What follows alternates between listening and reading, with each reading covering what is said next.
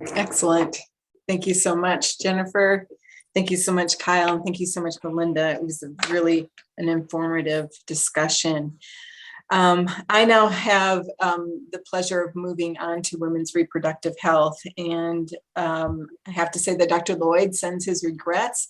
He accidentally double booked associated with the time difference.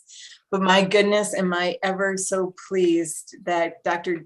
Jana Bandopadhyay is here, known as Dr. B from our State Department in Tennessee, to not only share her expertise in this area, but also to fill in and share her expertise regarding those questions for Dr. Lloyd. So thank you, Dr. B.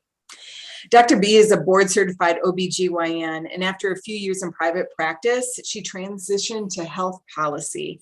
She currently serves as the Associate Medical Director for the Division of TennCare and is the clinical lead on various projects such as TennCare's Opioid Strategy and Maternal Health Strategy, and closely collaborates with TennCare's Division of Quality Oversight and State Planning and Innovation Group, otherwise known as SPIG, that supports the quality initiatives and payment reform across the state. Thank you, Dr. B. I will ask each of your questions, and then you're just welcome to respond accordingly. So the first, pregnancy is identified as a window of healing opportunity in association with substance use disorders.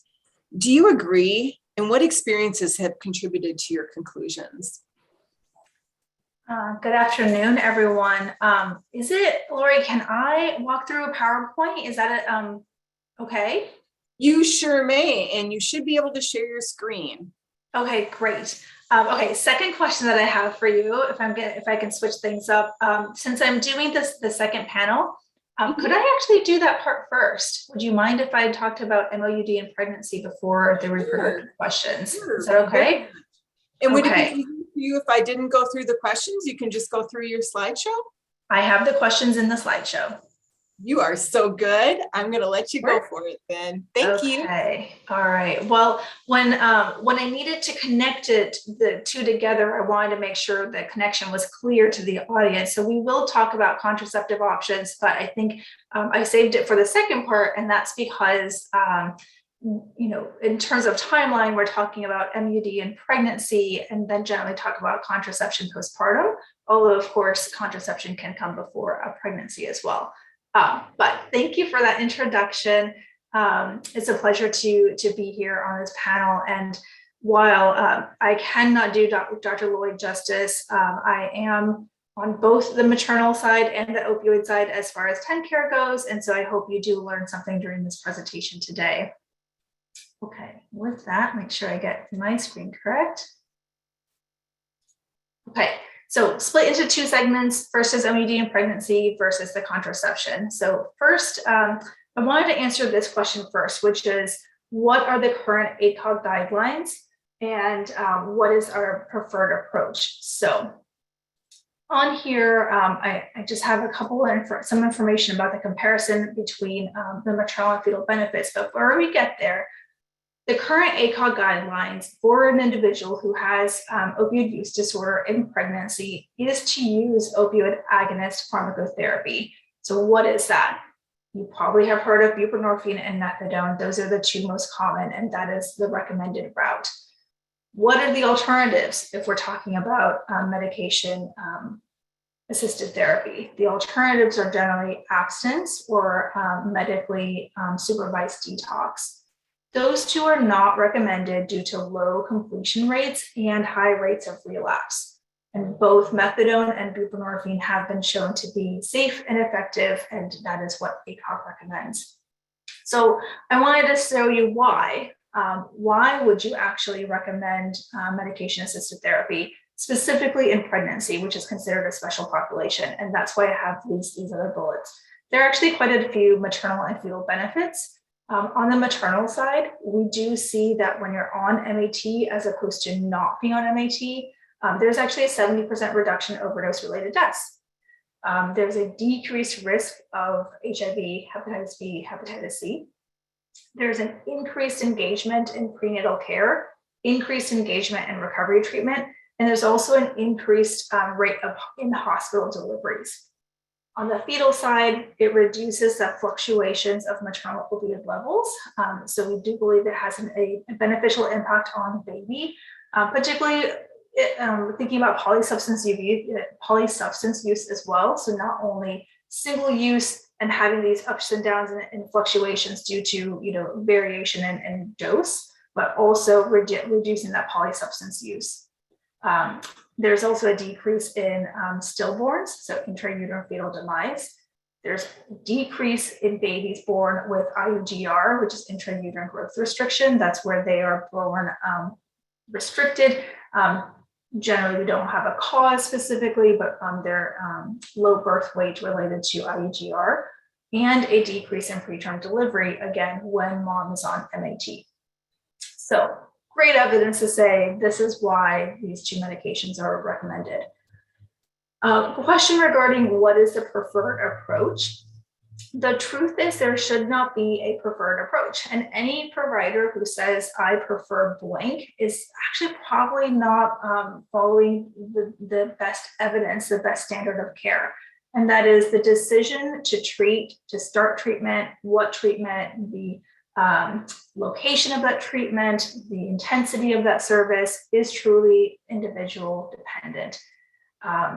We need to consider the disease severity. We need to consider previous treatment experience. We need to consider the patient preference. Do they want to be on one medication or the other? Do they want to be in one setting more than the other, such as outpatient, inpatient, or high intensity? And what are the social support that they have around them? So comes back to not a preferred approach that's recommended by ACOG. The goal that ACOG recommends is to reach a dose that is high enough to stop illicit use and block cravings. So again, even when it comes to dose, there's no recommendation on here's the maximum dose that you should reach, or here's the goal. That's all a little bit arbitrary. It's really dependent on each individual. And then the last thing about dose that I want to mention is that in pregnancy, dose adjustments are pretty common due to the increasing needs of the physiological impact on the pregnancy, which increases with gestational age.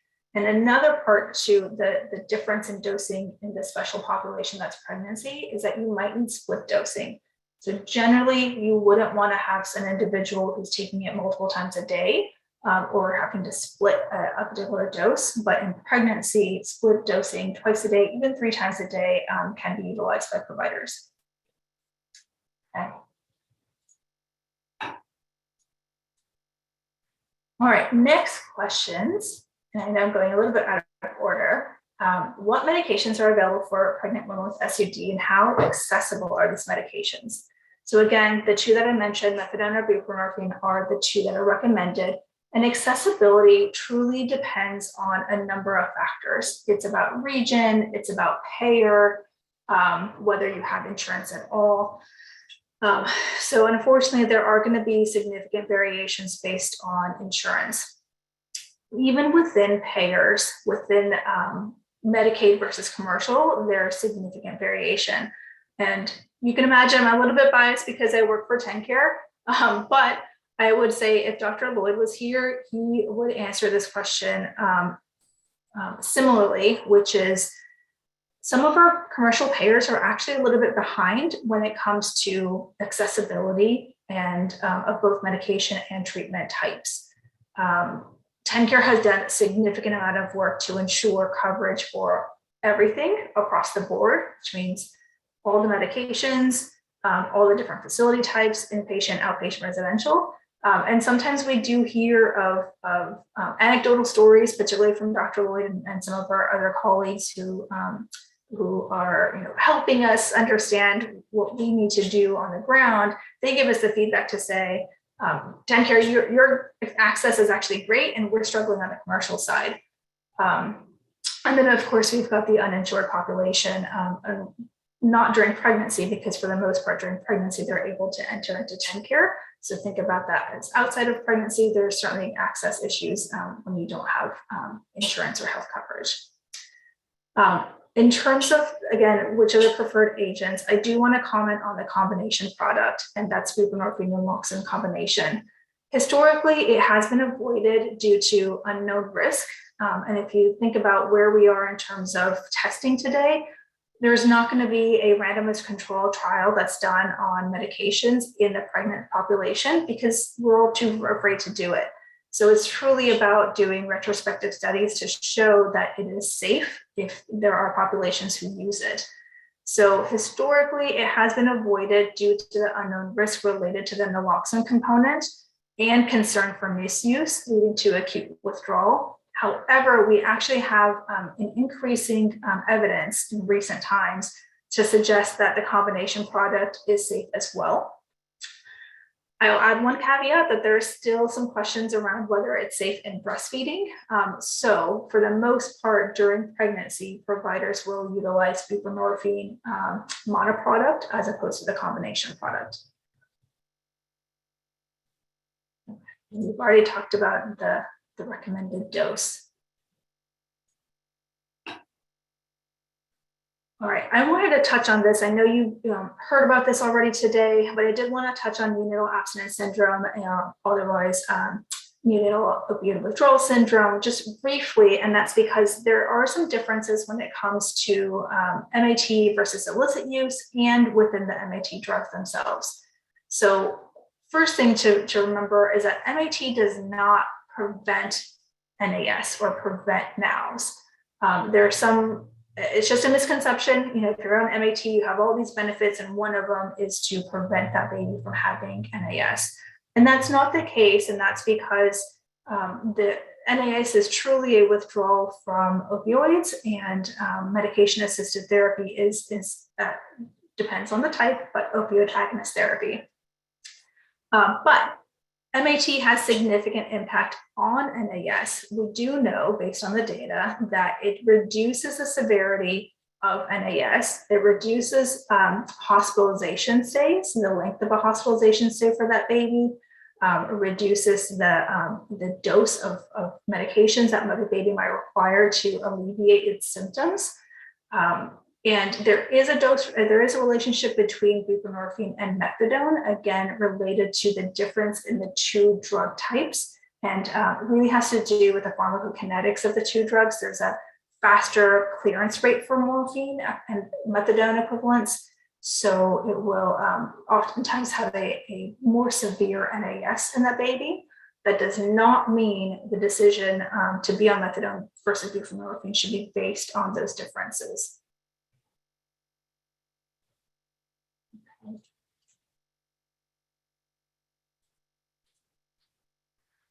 So I want to move into a couple of questions about pregnancy. So pregnancy is identified as a window of healing opportunity in relation to the treatment of SUD. Do you agree, and what experiences have contributed to your conclusion? Pregnancy and truly the unborn child can be the motivation that someone needs to enter treatment. And so there's no question it can be a time of healing.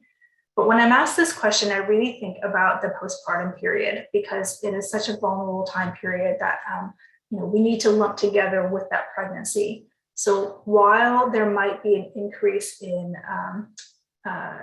individuals who are receiving treatment or initiate treatment during the pregnancy itself, the postpartum period is a period of time that has its own challenges. And when I say it takes a village, it truly takes a village.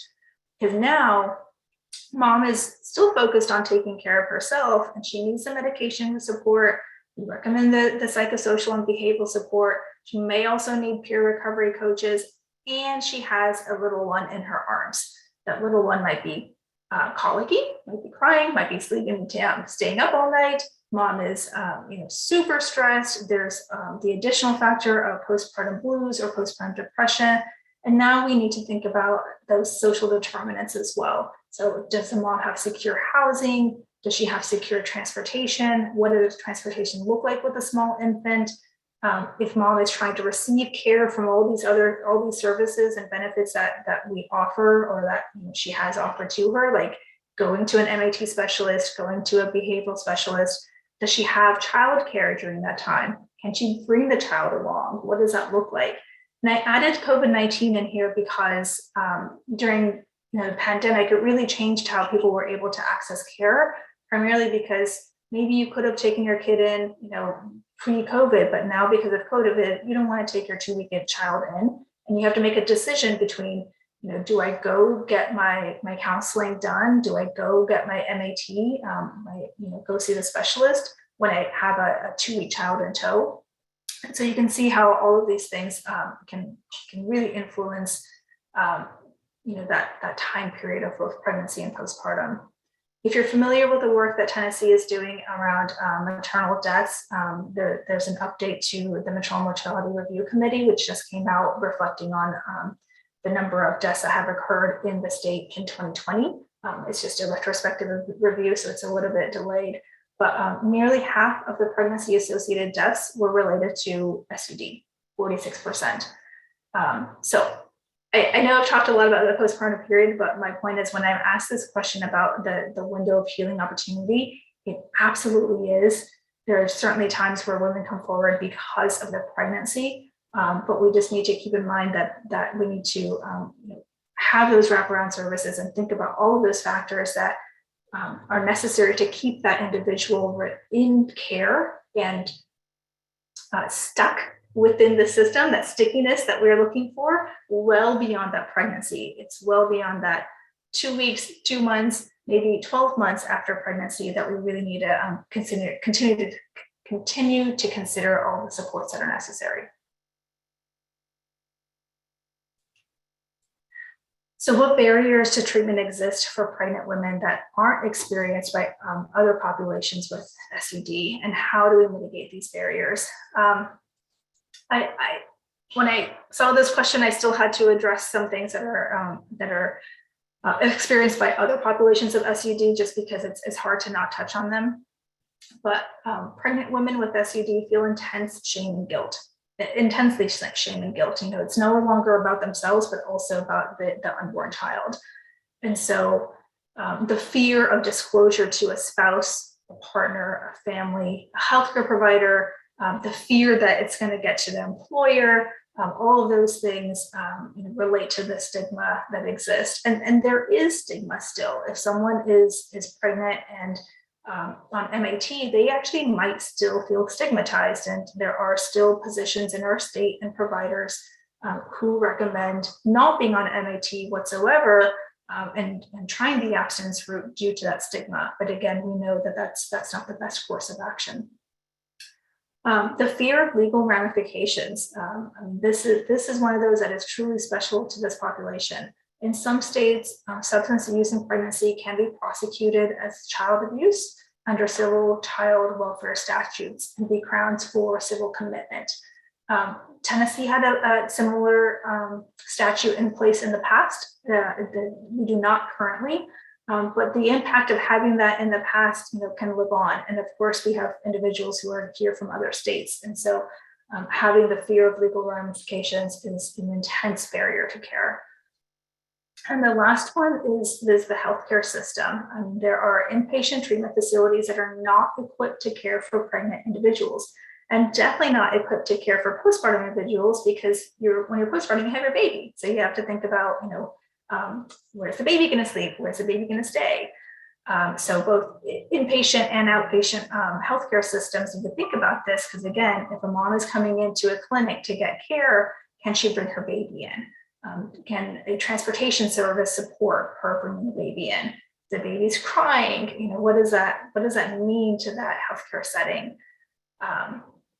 There are a few obstetric practices that specialize in SUD treatment, and this is an area that we are always encouraging more providers to become ex-waivered or become familiar with SUD in pregnancy, because we just need more OB/GYNs who can support this space, so that the member doesn't have to go to 2 different doctors, an OB and an NAT provider.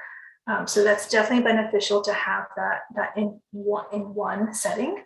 But we continue to battle this, just like any other state, about having enough OB practitioners who are comfortable in the SUD space. We are lucky enough to have some really good ones here in Tennessee. And the other one I wanted to mention is there are, again, within the healthcare system, there are addiction medicine practices that actually are uncomfortable continuing treatment for a newly pregnant person. And so they might have their own positions and their own biases, within this space. So let's say there's someone who's established in care, she's doing well, she conceives, and now that MAT doc says, I don't feel comfortable taking care of you. Now, I can speak on behalf of TennCare that we do our best to try to get that individual connected back into care. We do have a robust network that is set up for that person, but I do fear for that gap in time and that member not knowing who to turn to and how to find a provider who's going to be able to take care of them. And of course, the impact that it has on them, because now they've been treated in a certain way due to their pregnancy and MAT use, and that will further inhibit them from accessing care. How can we mitigate these barriers? Honestly, we need to talk about it. We need to advocate. We need to have patient stories. We need to have patients that are brave and are willing to share their story and say, this is what I went through and this is how I got to who I am today. Dr. Lloyd's a really good example of that. And it's going to eventually change the dialogue. If we can get the word out where, MAT in pregnancy or opioid use is not something that you should be ashamed of, and just changing the dialogue and how we talk about it is probably one of the best things that we can all do collectively. Okay. So I'm going to switch to contraception. And the reason why I wanted to do this second is because chronic opioid use actually alters the dopamine and prolactin levels in the brain. And what that does is, if you've heard this term, there's a hypothalamic pituitary pathway, which is kind of the governing body in your head when it comes to menstrual cycles. So by changing dopamine and prolactin levels, it in turn affects that hypothalamic pituitary pathway, which leads to unpredictable menstrual cycles. And unpredictable menstrual cycles can lead to unpredictable pregnancies. So often they're unplanned or they're unrecognized because, again, if you're not having a regular cycle, you might normally go some time without having a cycle, but then lo and behold, this time that you missed that cycle was actually a pregnancy. And so that results in a delay in accessing prenatal care, in addition to all the other reasons why individuals may not access prenatal care. So it is recommended for an individual who is entering OUD treatment that they are also informed of contraceptive options. But again, that's up to the provider, how frequently they're doing it and how well they're doing it. A MAT provider might be an addiction medicine provider. They might be a psychiatrist. They could be any particular specialty. And so they may not be very comfortable speaking about contraceptive options, even though it's the best practice and recommended by ASAM and SAMHSA. Okay, so let's talk about the options. This one is a lot more TennCare reflected because it just naturally has the questions were directed to me. So what contraceptive services are available and covered by TennCare? And I can basically say everything. So the pills, the vaginal rings, Depo-Provera injection, intrauterine devices, all of them that are on the market, the implant and sterilizations. So happy to say that there's not restrictions there. We'll talk more about these in coming slides. Okay, so what qualifies a woman for being eligible for these services? And I think this was related specifically to having a bilateral tubal ligation and pregnancy. And I want to take a moment to talk about history. So there's no qualification for a service that's considered a contraceptive. So no qualification for pills or IUD, et cetera. It's an open market. There are quote unquote qualifications for a woman who wants to have a tubal ligation. And this goes back to early 1900s, where we in America truly have a history of forced sterilizations. And this occurred within mentally deficient, minority people, deaf, poor people, promiscuous women. The terms that you can find if you were to research this are really fascinating. When it comes to the minority population, it was a number of populations.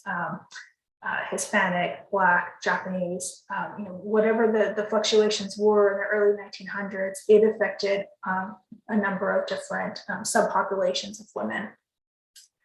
And in order to protect women's rights, this form was created. This form was created in 1978, which basically said, okay, we finally realized we shouldn't be forcing sterilizations on women. Great. In order to protect women, we're going to create this form where the form indicates that the woman wants the service, that she attests she's been offered the alternatives, she attests that she chooses to have permanent sterility, et cetera, et cetera. The form does have some requirements. You have to be 21 and older. You also have to have the form signed 30 days in advance.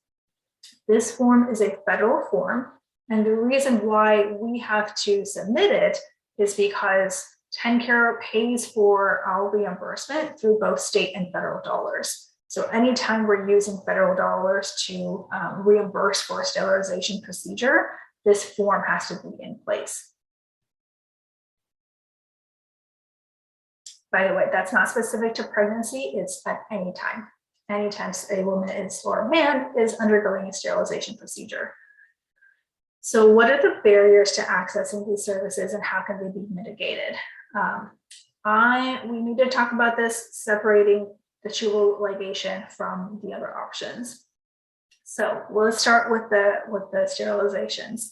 The form is a challenge. It's a barrier because you can have an error on the form that's just human error. Like I put the wrong date, but that's not going to be okay when you submit it and a payer has to look to see, does the date match the date of the procedure? So the form is truly a barrier, and there are significant, some strong people in our state and elsewhere who are trying to fight this form. And so maybe they will win that battle. I put on here a provider, and I don't mean to say that a provider is a barrier necessarily, but we have to think about sterilization at 3 different times. One is after a vaginal delivery, another is after a cesarean delivery, and the third is unrelated to pregnancy. And the challenge for the 3 scenarios is generally around after a normal delivery. And why is that? If you're doing it during a C-section, no big deal, you're already doing surgery, so it's easy to perform that additional surgery, the sterilization part of it. If you're doing it unrelated to pregnancy, it's just like any other surgical procedure where we set up an outpatient surgery. So it's scheduled, we're going to put you on an OR schedule for this surgery. But when it's after a vaginal delivery, it gets very challenging. And why is that? Let's say someone delivers at 1 a.m. in the hospital and she had a normal vaginal delivery, but she really wanted a tubal. Well, when is that going to take place? It would have to take place during that same hospitalization as an add-on, but the OR could already be packed. It could be busy. It could be back-to-back cases, and they basically never get time for that individual who delivered whenever, because she just walked through the door and delivered. They just never have an opportunity to get her on the schedule. So I have provider and facility there because it really is both. Sometimes the facility is the barrier where the hospital doesn't have the flexibility for the individual. And at times it's also the provider who doesn't have the flexibility because it's their schedule that inhibits the ability to go back to that surgery and do that postpartum tubal. So those are related to sterilization. I also want to talk about the barriers to services around intrauterine devices. If any of you in the audience have ever had one, generally what happens is you get a counseling scenario, a situation with the provider. They talk to you about IUDs. You might make the decision to have one, and then they say, "Okay, we'll schedule you to come back in. We'll schedule you to come back in to have it inserted." Well, we know in this population of women who have opioid use disorder, sometimes we lose them. That one time that you have them in front of you might be the only time you have to see them.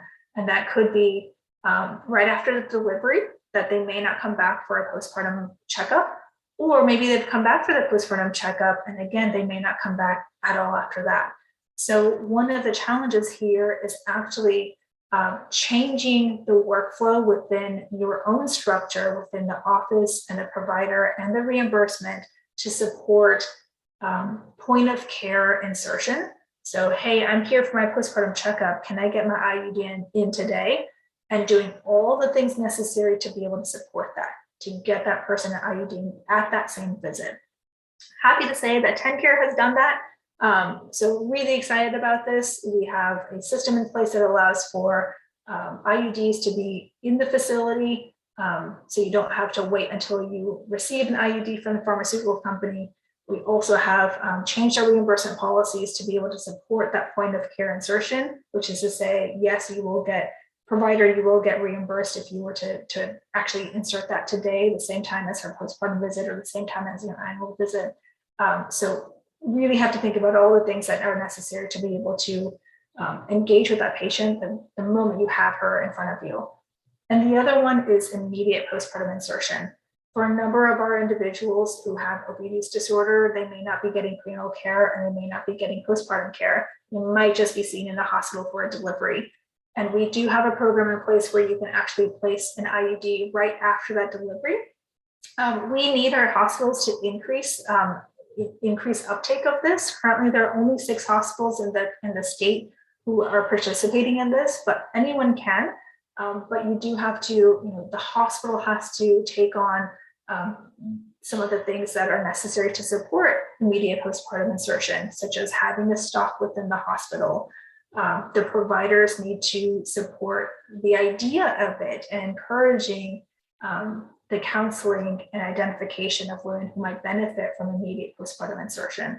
So it's great for me to say, hey, more hospitals should do this. So if you have any contacts with hospitals who might be interested in doing immediate postpartum insertion, please put them in touch with me because I'd love to tell them more about the program that TennCare has to be able to support that. Right. And I think that is it. Yeah, I think I've answered all the questions. And if I missed any, Lori, please let me know, but happy to take questions. Wonderful. Thank you so very much, Dr. B. That was incredibly informative. And I am very grateful to Annabelle, who from the Knox County Health Department, who posted in our chat, with regards to contraceptive services for women on MAT, is there any hope that MAT will be considered like Accutane in the future so that we could avoid a child being born dependent on MAT? I'm sorry. I don't understand the question. Let me see if I can find it on here. I think the idea is if you're on MAT that you would be required to have birth control, like those persons who are on Accutane, so that a child is not born with NOWs. I see. Well, I would first say that we don't want to have any restrictions to access to MAT, because if the alternative is that person continues to use illicit drugs or drugs off the street or prescriptions, we would still rather have that individual on MAT than using street drugs. So first option is to not create any barriers to MAT. But what we are trying to do to encourage our providers in, again, approaching the individual about contraceptive options when they initiate someone on MAT. And that is a practice that should be happening statewide, nationally, everywhere, because ASAM and SAMHSA say so. So it's truly about the quality of care that the provider is providing to include a conversation about contraceptive options and include a conversation about NAS when they initiate care.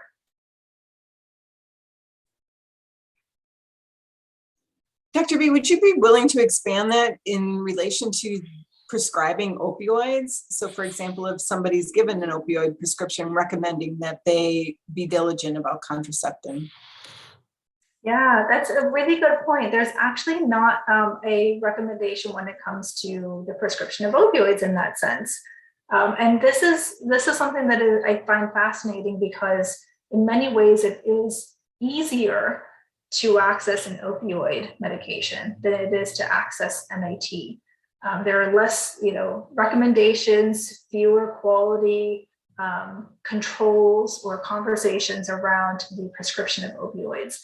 So no, there is not a recommendation by an accredited body who says that we should have that conversation with someone when they get an opiate prescription.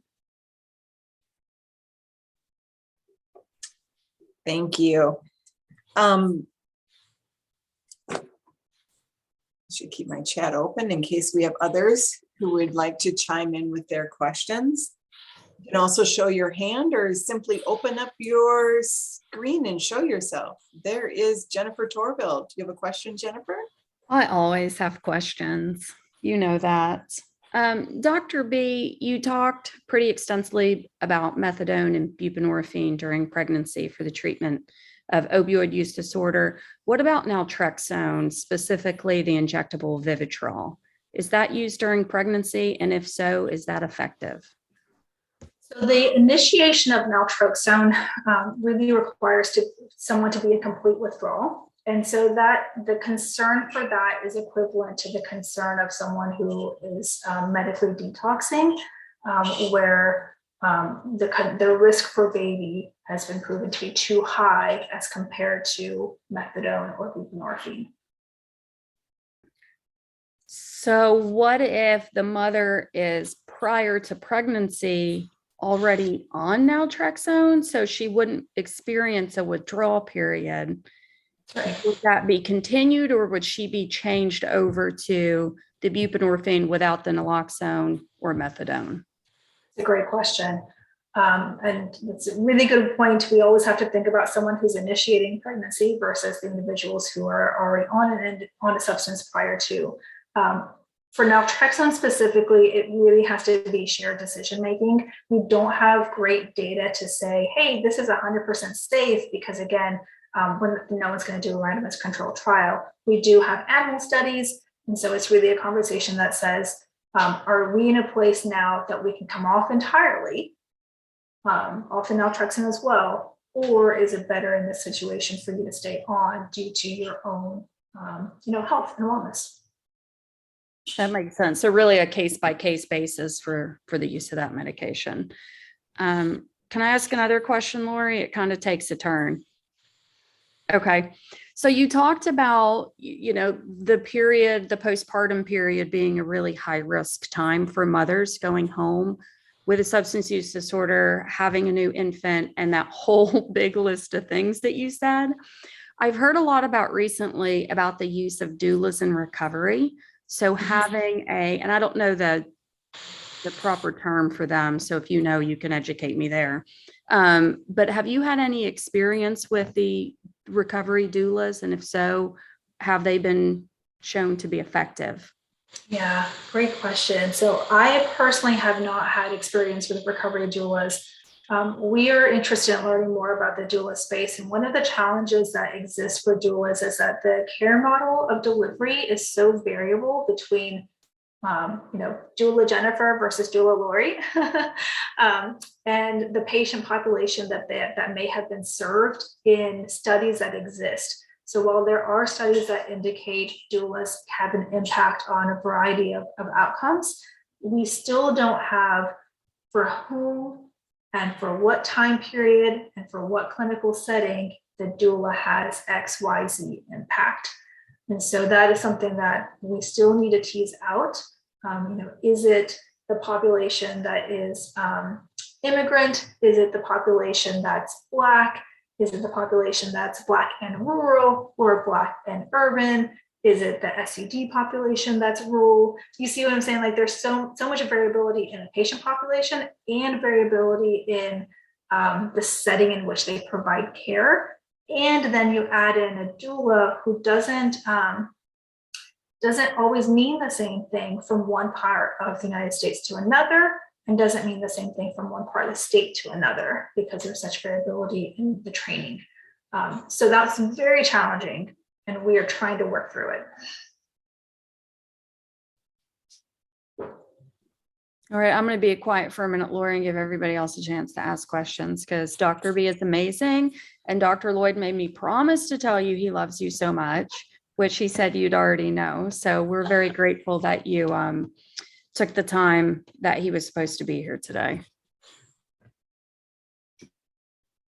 I am not seeing any hands raised, so I'm going to jump in. Oh, Annabelle. Please ask your question. I know you're shocked that I'm asking another question. So our experience here in Knox County has been with mostly the women in recovery centers that we talk with, and women in the Knox County Detention Facility. And we provide long-acting contraception to them, either usually at the detention facility. But one thing we hear often from them when they've had previous babies born with neonatal abstinence syndrome is that they were, and that, you can take this for what it's worth, but that they were told that if they were on an MAT, that their baby would be born just fine. Kind of like what you were saying earlier, that the misconception there.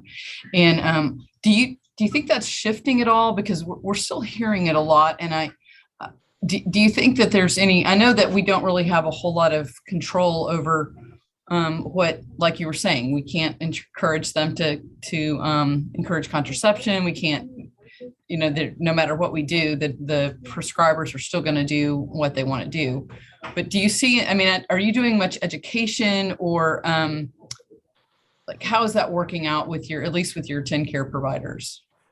Yeah, good question. So unfortunately, I've heard that as well. And while there are, and I went over these, a number of benefits to MAT, and yes, you might have a baby born without NAS, and yes, it could be related to the NAT, because the alternative was that mom would have been using, polysubstance or higher doses or whatever that is.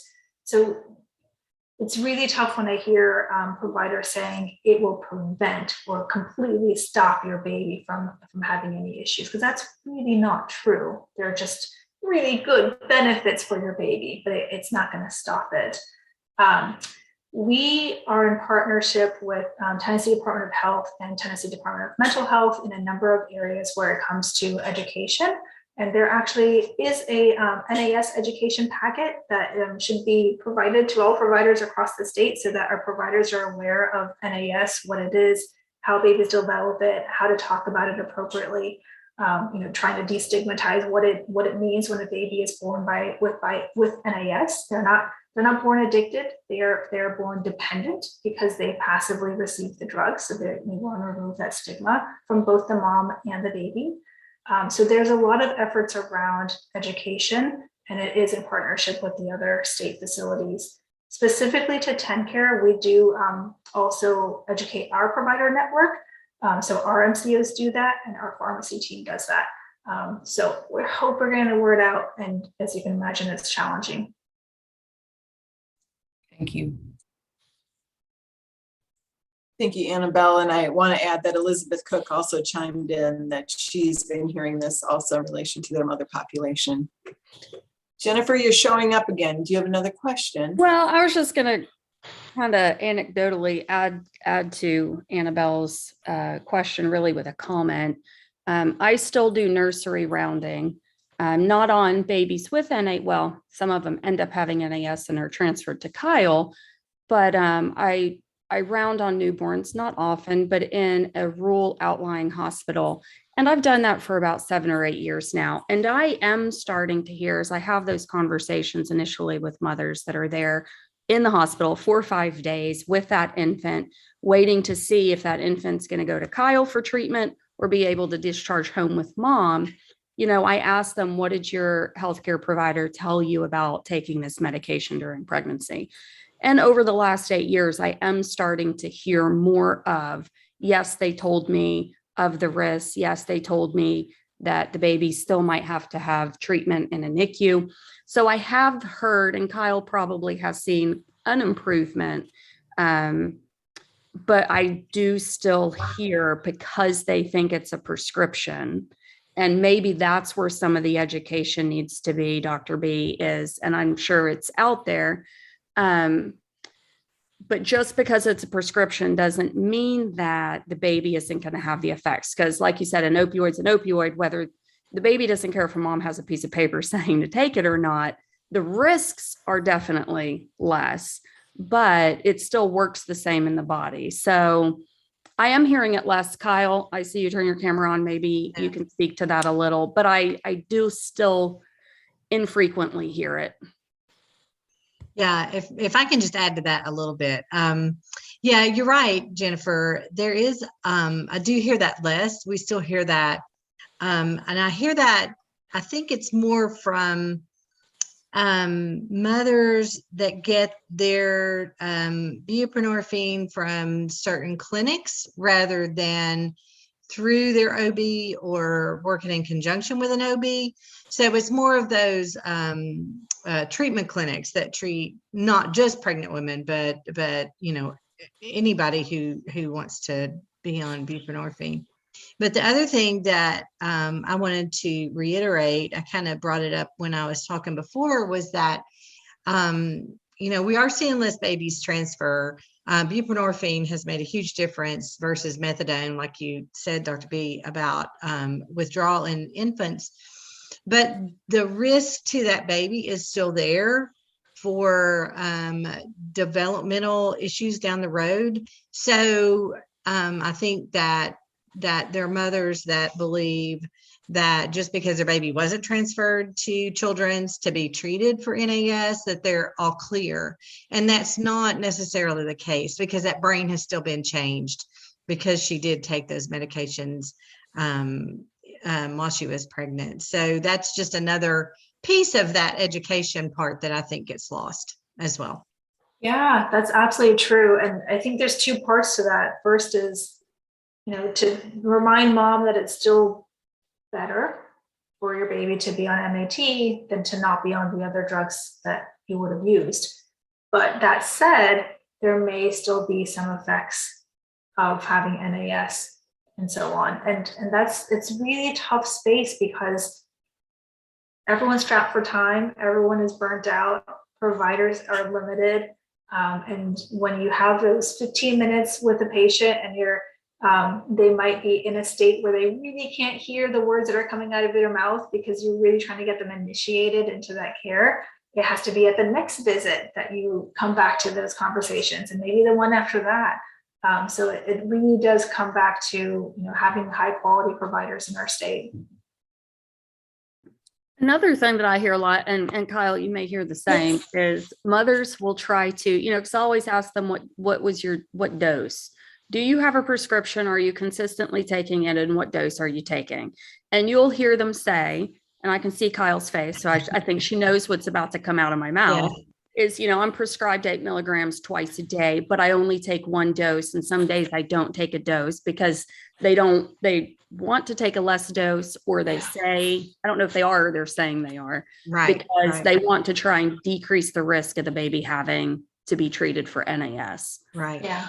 Well, and that's another piece that that I didn't mention before, but when you talk about the challenges to a gold standard or a standard of care, you know, much like medications, how an adult reacts to any kind of medication, infants are the same way. So we can see moms that take a very little medication while they're pregnant, and a baby's withdrawal symptoms will be off the chart, and vice versa. We could see a baby that's polysubstance, that mom has done polysubstance abuse, and baby's withdrawal is very low. So there's challenges there, because babies, you know, there's so many factors that play into the degree of withdrawal a baby will have after the baby is born.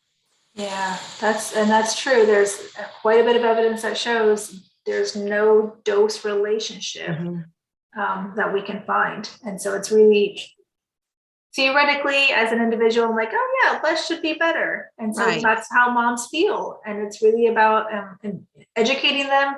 That's not the case. So stick with whatever is what your body needs to stop the cravings, because the concern is if they don't take that dose, where are they going to turn to? Right. So if they do have a moment where their physiology changed because of the pregnancy needs change, and this week was fine, but next week she's starting to crave.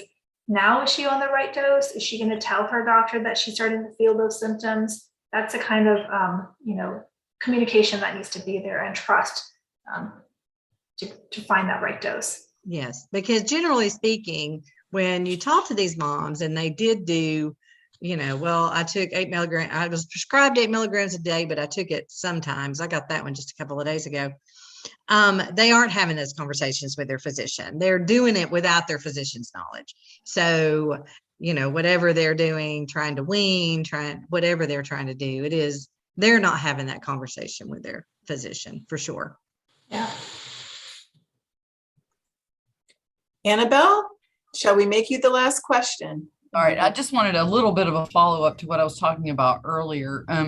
That one thing that we have heard from, especially from the methadone providers, is that a lot of these women are going to be on MAT for a long time. It's not like a short-term event. And so asking them to prevent pregnancy until, they no longer need MAT, which may be never, is something that's very hard for women to hear. So we're just really trying now. We've kind of shifted to, we're here for you to provide contraception if you want it, but we also want to talk about how to have as healthy a baby as possible. So, that I don't know if that's not something that we've really talked about, but long-term MAT is it's something that some folks need, and they also want to have a family. So, one can't preclude the other.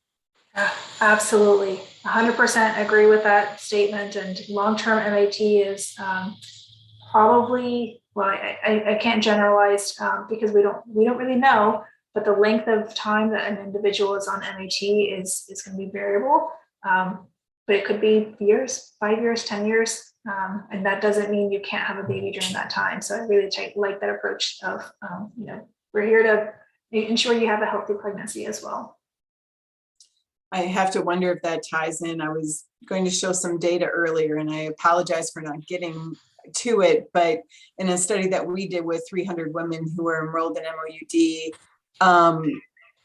36% of them had either a BTL or a hysterectomy. And I wonder if that's associated with their concerns about being on long-term MOUD or MAT. Yeah. Very, very interesting discussion. I thank you, Dr. B, for joining us today. I also thank Dr. McCart and also Kyle for joining us today. This was a very informative session, and I will turn it over to Jennifer for our closing. Thank you. Yeah, thank you all for coming. NAS has increased. It has started to decrease, but it continues to be an issue, especially in rural East Tennessee, where we have a lack of hospitals, a lack of OB providers that are familiar with treating mothers on MOUD.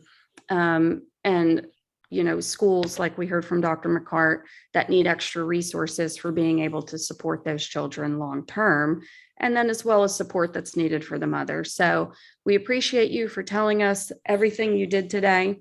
June, if you will put the evaluation survey into the chat, that would be wonderful. We will post this onto our website where you can access it. June, if you'll put our website address into the chat one more time as well.